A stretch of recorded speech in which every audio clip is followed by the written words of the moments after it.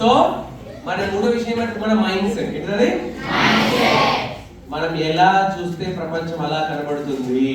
Road మీద పోతున్నారు అన్నారు. రోడ్డు మీద పోతుంటే ఎవరో మీ మీద వాటర్ పోసిరు. ఏం పోసిరు? వాటర్ పోయగానే మీ డ్రెస్ మొత్తం తడిచిపోయింది. రైట్? ఏమైంది? మీ పేరేంటి? ఏ క్లాస్? వెన్నెల మీద వాటర్ పోయగానే ఆమె డ్రెస్ మొత్తం తడిచిపోయింది. ఇమ్మీడియట్లీ వెన్నెల రైట్ సైడ్ చూసి ఏం చేస్తుంది? మనిషివేనా? కళ్ళు కనబడతలేదా? బుద్ధి లేదా? చూసుకోవా అంటే అదే వెన్నెల కొంచెం ముందుకు పోగానే వర్షం పడుతుంది, డ్రెస్ మొత్తం తడిసిపోయింది. ఇప్పుడు పైకి చూసి మనిషివేనా? కళ్ళు కనబడతాయా? బుద్ధి లేదా? చూసుకోవా అంటారా? ఎందుకన్నా రెండు సిచ్యువేషన్లు తడిచింది కదా, తడవడం సేమ్ కదా. సార్ ఇక్కడే వస్తుంది, అక్కడే ఏమంటలే. ఎందుకు?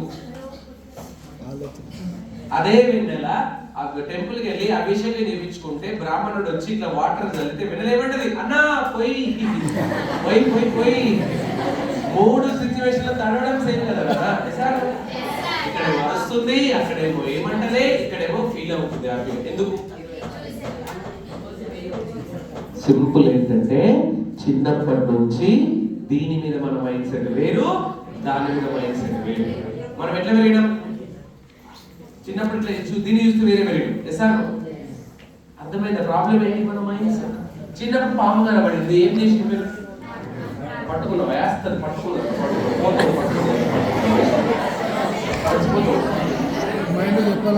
చిన్నప్పుడు పాము చూడగానే మనకు పాము అంటే భయం. ఇంటికి వెళ్ళి నానమ్మకు చెప్పండి, నానమ్మ పాము కనబడిందని. నానమ్మ ఏమంటారు తెలుసా? నాగదేవతరా, పుట్టలో పాలు పోయాలి, పంచంలో పూజ చేయాలంట. నీకేమో పాము అంటే భయం, నానమ్మకి పాము అంటే భక్తి. అదే పాములుడు ఏం చేస్తాడు? పట్టుకు వెళ్ళిపోతాడు. ముగ్గురు మనుషులే కదా నాన్న. మరి వీడేమో భయపడుతున్నాడు, నాన్నమే వీడేమో భయపడుతున్నాడు, నాన్నమే భక్తి అంటుంది, వాడేమో దగ్గర పోతున్నాడు. ఏంటి తేడా? మనం ఎట్లా పెరిగినాం తెలుసా? పాము, పాయిజను, గుడితే చస్తావు, పోతావు, చంపుతుంది, అలా పెరిగాం. నాన్నమ్మ ఎట్లా పెరిగింది? అది శివుడి మీద ఉంటుంది, గొప్ప దేవత, శక్తి ఉంటుంది, టెంపుల్స్ ఉన్నాయి, అట్లా పెరిగింది. వీడు ఎట్లా పెరిగిండు? నీకు వృత్తి, నీకు జీవితం, నీకు అవకాశం, నీకు లైఫ్, నీకు వంశం, నీకు వ్యాపారం, అట్లా పెరిగింది. సార్ ఒకటే విషయం.